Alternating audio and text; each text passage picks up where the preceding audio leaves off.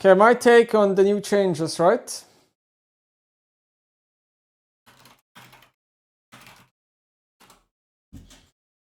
I have some opinions on what Riot is doing, what is bad, what is good here. So I didn't react to the patch preview that happened before this one, like with just their explanation, I think like 2 days ago. So anyway, full preview of patch 25.S1.2. By the way, this is like legit horrible how they call it. Can we all agree on that? It should just be 15.2. Like, why did I have to do this? So, item changes looking to increase the relative power budget of the armor pen stat on both Lord Doms and Mortar Reminder. At the same time, we're sharpening the differences between Unital and Collector by making Unital more about sustained damage and Collector more about burst damage. The intention is that if a champion opts into Unital Infinity LDR build, it would notably be different against tanks than 3 item builds without LDR. Feats of Strength. Yesterday I forgot to mention that the first blood is changing to be the first to 3 kills, thanks to the folks who worked over the weekend, which had going first to 5, but that led to visualization and mindshare concerns with players tracking 2 feats at once. Okay. Atakhan. We're further nerfing Roses as we're trying to reduce as much invisible power as well as nerf both Atakhan's form slightly. For Voracious Atakhan, he's showing up a lot in pro play and looking quite strong there, but not as much in normal play. We're looking to narrow the differences in appearance between the two, so having him show up more in normal play and a bit less in pro play. At the same time, we're looking to make him weaker by increasing the trade-off for using his buff reward. If the enemy is expending resources to force you to withdraw, we think they should be rewarded a bit more currently. We're still thinking this clear, and that's how the positive for the Atakhan team, so we're increasing the reward from 100 to 200 gold. We don't want to go so far that players feel like it's hurting them to use the buff. Atakhan bot versus top is looking pretty good at 55% bot, 45 top, so we're not looking to change it this time. Okay. Minion changes. It's still early to tell the effects of the minion changes, and there are a lot of players in high level of play trying to discover optimal wave stack patterns. It doesn't seem like there's much discernible difference in gold compared to previous patches. At 5, 10, and 50 minutes, it's the same, and around 20 minutes, players on average have 3 last CS. That's fine. Viktor. Adding a Viktor nerf in this patch, he's been sporting pretty strong performance for a while, despite the influx of new players on him. Looking to take a bit of his damage. Okay. So, there's some opinions here that I need to go over with, okay? So first of all, Evelynn will get a little bit of a buff, 20% more move speed. I'm not sure if this is per rank or per level. I assume it's per rank and ability, which is second max spell, right? Usually, I think.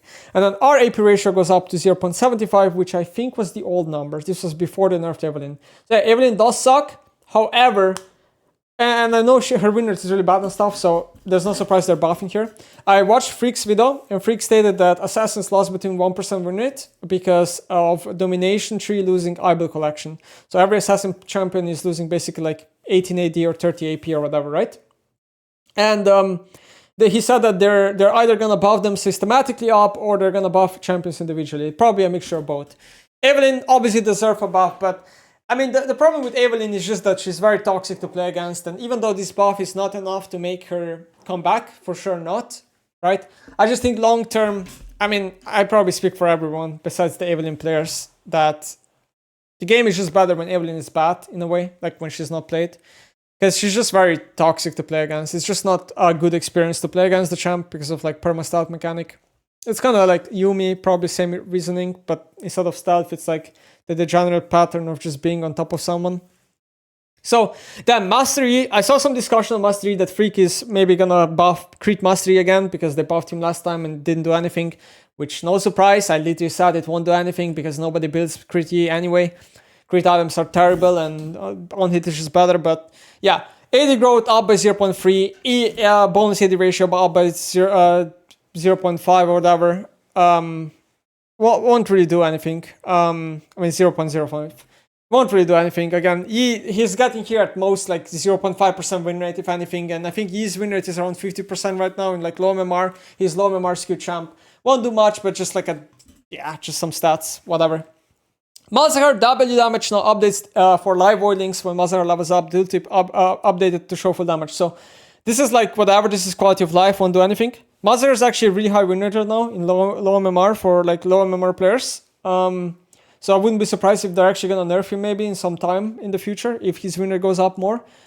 But yeah, Malzahar, not much to say. I mean, his W is generally one of the worst abilities in the game.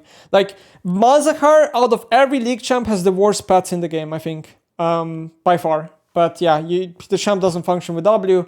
Like E and Q and R are like the strong points of the champ, I guess, in low MMR. So, Kayn, Shadow Assassin, I kind of have like similar opinion here as Evelyn. I like the champ is weak. He probably does need a buff. He got nerfed a lot, right? But the design of Shadow Assassin specifically is horrible. Like there's just such horrible experience playing against the champion because Kayn ignores all laws of physics in the game. Like his E is such a fucking stupid ability. The whole play pattern is stupid because the champ is just no skill shots in a way. Just jumps on you and fucking, you know, presses on the keyboard and all of a sudden just one-shots you. It's just so stupid. Like he either one-shots you or he's just the most useless champ in the game. There's no in between. Just terrible design in my opinion.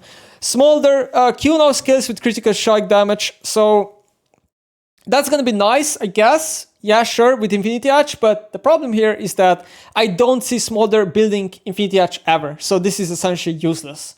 Because Infinity Hatch is 3.6k gold, it doesn't give him any of stats that he actually needs as a champion, like move speed, haste, health maybe, you know, like Treaty Force kind of gives him like everything besides AD. Like yeah, Smolder relies a lot on AD right now, but I just think in Hyla specifically, or I guess, Smolder will not really be building Infinity Hatch. Maybe some like noob in Bronzy is building it, so it's a nice buff for him. I think it's a good change long term. Maybe if Infinity Hatch is cheaper in some distant future and Smolder can build it, it's a nice change. But right now, I think it won't do anything. Yuumi, passive cooldown, down by 2. So this is probably level 18, I assume. And then passive AP ratio up by 0.1. And then R damage ratio up by 0.5. So this, 0.05. So these buffs are very small, right? But Yuumi is not in a bad state. Like Yuumi is very close to having 50% win ratio, and when that happened in the past, champ was very good. So I think we are genuinely approaching to a very scary point where Yuumi could make a comeback in professional play specifically. It won't probably make a comeback in solo queue, besides maybe for Hyla, but yeah, I think we're pretty close to the point, genuinely. So I'm really afraid of, you know, buffing this champion. Again, I speak for everyone when I say this, but nobody wants Yuumi to come back. Terrible design to deal with, especially in pro games and Hyla. Cassiopeia is getting nerfed. Cassiopeia is the highest win rate champion in the game, sitting at one of the highest win rates in 3 rows specifically. No surprise. Why is Cassiopeia good, guys? Well, because number one, Roses being in the game is a buff for her because she likes adaptive force and she likes experience, okay? Because her items are not a lot about AP, her items are a lot about health and stuff, right? So she gets tanky with items, but then having more AP in the game is just a flat out buff for her. So that was number one. Number two, Feats of Strength, okay? If you follow the game, Feats of Strength, Cassiopeia gets a specific passive where she gets move speed per level, like better, basically better passive, and it is insanely overpowered. It is better than any Feats of Strength boots, for example. By the way, Feats of Strength boots are bad on most champions, and you should not be building them, just, you know, as a side note, but yeah. Cassiopeia is, yeah, this nerf is deserved. I assume her win rate is still going to be kind of the high end. I'm assuming still like 52, 53. Right now she's like 55 in some places, so still gonna be strong, I think. But yeah, it's gonna be a good nerf. She's losing like 18 move speed, I guess, level 18 or something. So Irelia, when I saw this, I was honestly shocked. W damage goes down by 60 max rank, right? So early game, this is unaffected, like level 1, level 2 of W is kind of unaffected, which is nice. Like it won't nerf her strong push and stuff. So early game, like this is mostly a late game nerf, right? And then E damage is also being nerfed by 40. So the problem here is that, you know, when I saw the W nerf, I was like, okay, you're gonna max E second, but then they're nerfing the E as well. So now it's kind of weird because you don't wanna, like both spells are just terrible, okay? W and E are just terrible fucking spells. Like putting points into them doesn't do anything. It's only for cooldown, I guess. So I don't know if you're still going to be maxing W or E. I assume it's still going to be W. But this is just mainly a mid to late game nerf, which I do like in a way because Irelia's weak point should be late game, I guess, right? And right now her win rate is pretty high and people are getting frustrated playing against her in solo queue. I get it. Then the R damage is also losing on rank 2 and rank 3, right? So these are only late game nerfs, but she's losing so much base damage here. Now, yeah, the most damage of the champion is going to be through EQ and auto attacks only. Like, Irelia is really, really, really centered about auto attacking. Nothing nice. So if like she's not in range to auto attack you, she doesn't do much. But I think this is going to be probably like 1% win rate, maybe even more. And honestly, like, I don't know. This is a huge nerf. Like, talking about like professional play, I see no reason picking Irelia after this. Like, this is just fucking horrible. But for solo queue, she's still going to be maybe, I don't know. I assume this is bigger than 1%. So Tahm Kench, another champ that's going to be a nerf. Everyone's complaining about Tahm Kench. Everybody saw Jinx clip where Tahm Kench just full tanks, brainless gameplay. They're nerfing Q, which I think is fine. They're nerfing the damage of the champ, which I think is also a good decision. I personally would rather see a passive nerf. I think passive Tahm Kench does way too much damage. I would rather see that, but okay, sure, Q nerf. The reason why I like passive nerf more on Tahm Kench is because passive is unskilled. Q, at least you can dodge in a way, right? So if Tahm Kench hits Q, he should be like rewarded for it. That's why I like Q doing a lot of damage. But like if you dodge Q, you know, that's why, yeah, basically passive nerf would just be, in my opinion, better choice. But right is noobs, and they're not me. So he's losing 25 damage of rank 5 and 5 damage of rank 1. It's gonna be like, yeah, winner down, support, top, not jungle, support top, first max spell. So Viktor then losing 0.1% AP ratio on Q and 0.1% AP ratio on R. If I understand this correctly, the R AP ratio nerf is a lot bigger than the Q one because the R ticks multiple times, right? So I would say, I personally think, so here's my take, like Viktor is just mega fucking overrated. Like his win rate is slightly above 50. Yes, his ban rate, pick rate is mega high. People view him right now as like the best mid laner in the game. He's picked like every solo queue game at like every elo. I think he's mega overrated. I think like he's not bad, but he's also not OP in my opinion. He's just like a strong champion. He's just like oppressive for people to deal with because he's just kind of good at everything in a way, but not S tier at everything, you know? So like he has good wave clear, he's like okay roams, he's like okay survivability because he has like peel. He has like good range here and there. He has like strong laning phase. He kind of does everything well, but at the same time, nothing too special. So that's why I think people just like kind of see him as this god tier champion, even though he's not. Yeah, this is like 0.5% win rate at minimum, probably of Viktor. And I assume people will slowly start dropping ban rate a little bit with this nerf. So, okay, now I gotta talk about this. So they're buffing bunch of domination runes. Okay, so again, I watched the Freak video. He was talking about how they're gonna buff the domination runes because assassin players are forced to take them and they're trash. So I am such a big hater on what Riot has done with these domination runes. I think I'm really a big hater of them. So number one, Greasy Mementos, Trinket Haste stacking cooldown, right? The more takedowns you get, the more your Trinket becomes up. This is probably a very support and jungle skewed rune, not really that mid lane skewed rune. I get it, like they're trying to... Some mid laners maybe will take this, like you're playing Zat and your red sweep is up a lot, blah, blah, blah, blah, blah. Sure, I get it. Still feel like not a big fan of this rune in general, but okay, sure. Deep Ward, they're buffing this one on Trinket, okay? So they're not buffing it for supports, they're mainly buffing it for a laner. The problem with Deep Ward on laners is that you don't want to have yellow trinket up on almost any champion, okay? Red sweep is better, that's why you swap to red sweep after laning phase, in majority of cases. So this buff is essentially useless, because nobody uses Deep Ward that uses the normal trinket. As for Deep Ward in rune in general, I personally think this rune is maybe okay for average play, but for pro play specifically, it's extremely toxic, and I think this rune is absolutely OP in pro play for supports. Because every ward in pro play is deep ward, so wards are just forever placed, and then they have 4 wards, which I think is game breaking. Seriously. Like, it makes such a big difference clearing wards from 3 to 4. It really is fucking disgusting, and every single support is gonna play it in pro play, because it is just a no-brainer, because the rest of runes are useless. Now, Sixth Sense, I have no idea what this rune is doing in the game. I think it's one of the most terribly designed runes that Riot has ever put out. This rune is with a billion, like, I'm convinced this rune will just be changed eventually, like over time when they change the domination runes or whatever. This rune is getting the fuck out of League because it has no place in League. This is a terrible design. I'm sorry, but this is legit horrible. Now, they're either gonna keep buffing the number on the cooldown where it becomes OP, or nobody will fucking take it because it is useless. And with this change, it's probably still useless, but it's just, I don't know what they were thinking putting this in the game. So, okay. Yuntal Wild Arrows. Thank you, Riot. I do think this item needs a buff. They're putting gold up on by 100 and attack speed up by 10. And then here, 5 AD as well on the item. It's not written, okay? On Freak Patch rundown, they're also giving 5 AD on the item. So, okay, here's my take. At first, they only put out this number, right? 10% attack speed. And I was gonna flame them so hard because they have no fucking idea what they're doing, okay? But now that they put 5 AD on the item, the buff is actually fine. But without the 5 AD plus 10% attack speed, this buff is so utter trash. Let me tell you why it's trash, okay?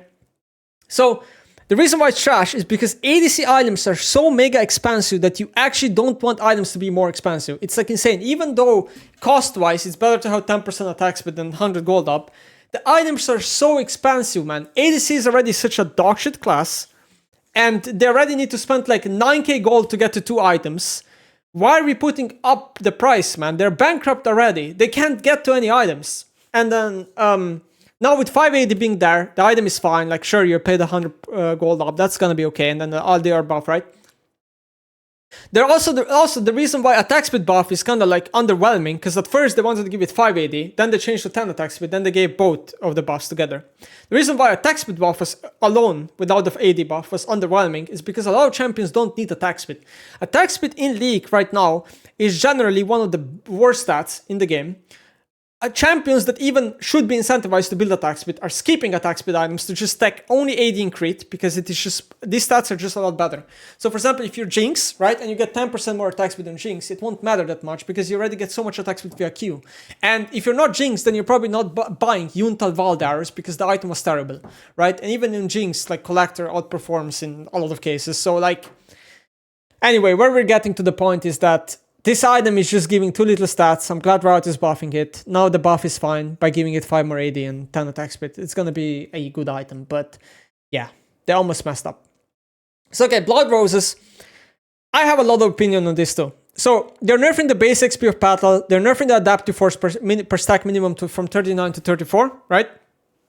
And they nerfed spawn rate of Blood Roses, so there's a lot less of them in the game. So, okay. Where should I begin? So, Blood Roses being in the game automatically makes some champions better and some champions worse, okay? That's why win rates of champions moved a lot in the new patch, right? The new season dropped. Some champions lost like 0.5% win rate with no direct changes really. Some champions gained some win rate, okay? So for example, a champion like Zilan does not benefit from Blood Roses in the game.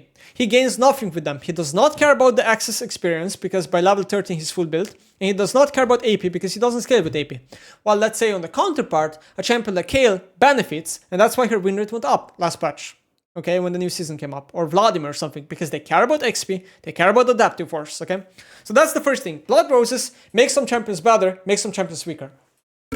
The second part is that the problem with Blood Roses being so nerfed is that by Riot nerfing them, they're basically like they will if you keep nerfing Blood Roses, you're gonna reach a point where they're going to feel useless, or they're going to feel kind of whatever. They won't have a strong enough of an impact, okay? And when that happens, you're going to be playing the same game as last season because there's no change. Even though there's some Blood Roses in the game, if they give you too little stats, you won't feel any difference, and you basically, the game didn't change anything from the new season to the last season. And that's kind of where my problem begins. I think this was just not really well thought of when tried. I also think that like, you're playing kind of looting simulator a lot with Blood Roses. I also don't like that all of them spawn on the same site with Atakhan. So if one team has the push on that lane, they stack Blood Roses, and some games, like especially in scrims when we play, we get like 40 Blood Roses and the enemy team gets like 5 because we're just perma-collecting them. And the enemy team can't even get an opportunity to collect them. And that's why I just think they were very poorly implemented, and Riot didn't think this through. Okay, and I see this immediately as I play the game. Now, for Voracious Atakhan, so that's the Atakhan that gives you GA, God, please remove it. How many patches do we need to go through? Like, I beg you, this is Camtech Soul all over again. Now, yeah, you can, like, okay, Froxon said in his patch preview, right, that they have a lot of levers to balance the Voracious Atakhan. Yes, I get it, Froxon. You guys can make the GA last weaker. You guys can give more gold on the GA. Yes, you can do that. You can make it weaker. I don't disagree. But once you, like, again, Voracious Atakhan is legit going to reach a point where it's going to be absolutely fucking useless. in my opinion, because Ruinous Atakhan, the one that gives XP, will always be useful in a way. Like, it will always have a certain value if you do it, right? But Voracious Atakhan is like either do or die. It's either high value or no value whatsoever. And by keep nerfing it, you're gonna keep making it into no value. Like, in my opinion, it should just be fucking removed or reworked. Like, you need to give it something else, man. GA is just not it. It's just not it. It's Chemtech all over again. Like, I'm a big hater of it. I'm seriously, like, one of the worst additions to the game. Okay, Feats of Strength, first blood, first to tricky skills. Good job, Riot. I think super good change. Good job. Can't flame you on this one. I think this is like, I think to trick is perfect number. I think 2 would be probably too little. 4 would be too much. I can't be happier. I'm glad they're doing this really fast. Like, this is like one change that I just support.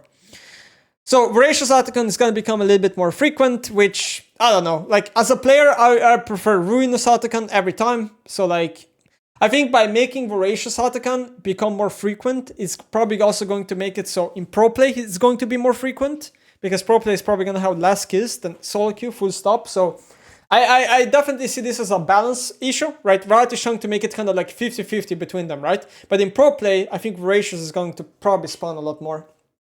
I know Domination has been tweeting that in LPL and LCK, Voracious spawns every single game and there's no Ruinous. Because there's no lever here that can balance pro play versus solo queue, and it's a problem that Riot is going to ruin into. So in my opinion, it would maybe just be better if it's 50-50, whether which one spawns, you just like randomize it like a dragon. I think that would legit be better for the game. And then fucking rework the Voracious Atakhan, get it out of the game, and make a new Atakhan. It's nice that Atakhan has 2 forms, but you should please remove the GA and make it something else. Lord Doms, 100 gold up, 5% more armor pen. Mortar Minder, 100 gold up, 5% more armor pen. So, it's a good change. Yes, ADC items are being a little bit more expensive, but they give you a lot more stats. So I think this is good buffs for ADC class. Last time, ADCs were being played in solo lanes. LDR was also 40% armor pen. So this is kind of needed because tanks are kind of unkillable. And yeah, don't fall into the Mortar Reminder trap, please. If they have no anti-heal, do not buy it. Like, so many low elo players just keep thinking that Grievous Wounds is better than cheaper item plus more stats on Lord Doms. It's not, okay? Lord Doms is a better LDR in majority of cases. And then we have Swiftplay changes, and that's kind of the new patch. And anything else I want to talk about? I think I kind of got everything. Yeah, lastly, minion changes. Yeah, minion changes, I also haven't really noticed a big difference, like mid lane cannon being 4th instead of 3rd. I haven't personally noticed a big difference myself, but there's a huge difference in how minions do damage to each other. There's like last hitting patterns have changed, base timers have changed, and then like home guards, basing and getting home guards has also changed a lot of resetting and wave tempo and timers and stuff. So it's kind of hard to talk about without giving examples, but it has changed a lot. And then, yeah, Feats of Strength, guys, do not buy the boots, okay? Especially Sork shoes, they're horrible. Sweetness boots are by far, I think, the best boots to upgrade for Feats of Strength. Do not buy Lucidity, do not upgrade Lucidity, or do not upgrade Moby boots, they're both bugged.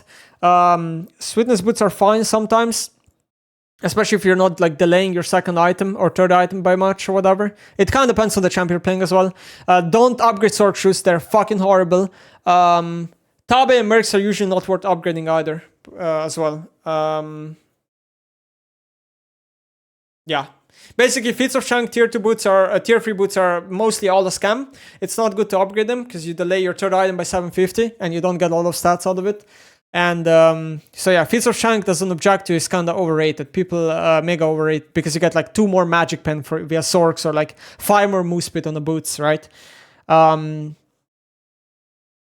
They're a bit overrated, and I remember I watched Freak, and Freak said that they're probably going to buff them in the future once player perception realizes they're actually weak. So yeah. Upgrade over 5 items. Like, yeah, if you go full late game, and you know, or like if you're in the front of a team fight and you're about to have a game ending team fight or something, and you have only 750 gold, then upgrade them. You know, at that point it's fine. What do you think about champion specific changes in Swiftplay? Well, some people like it, some people don't. I personally don't know how to feel about it. I'm probably never gonna play Swiftplay. I think like, it's really hard to say. Like, I get Riot's point of view why they're doing it, but I also get other point of view why they shouldn't do it, right? People want Swiftplay to feel as much, like as close to Summoner's Rift experience. But what people don't realize, and what Riot is thinking about, is that certain champions have insane win rates in Swiftplay because the game mode is faster, you scale faster, right? While certain champions have way lower win rates. So if they don't do individual changes on champions, then the game mode will be mega unbalanced. Like people are gonna pick Kayle and have 55% win rate. Like people are gonna pick Kayle and Yorick or something, and they're just gonna insta win the game, right? So that's why Riot is like making balance changes for Swiftplay. It's gonna make the game mode more balanced, but as a downside, it's not gonna feel like a normal Summoner's Rift experience. So it just depends how you view it, okay? I get Riot's point of view. I get other point of view that Riot shouldn't do this. It's up to Riot, and Riot decided this is the play.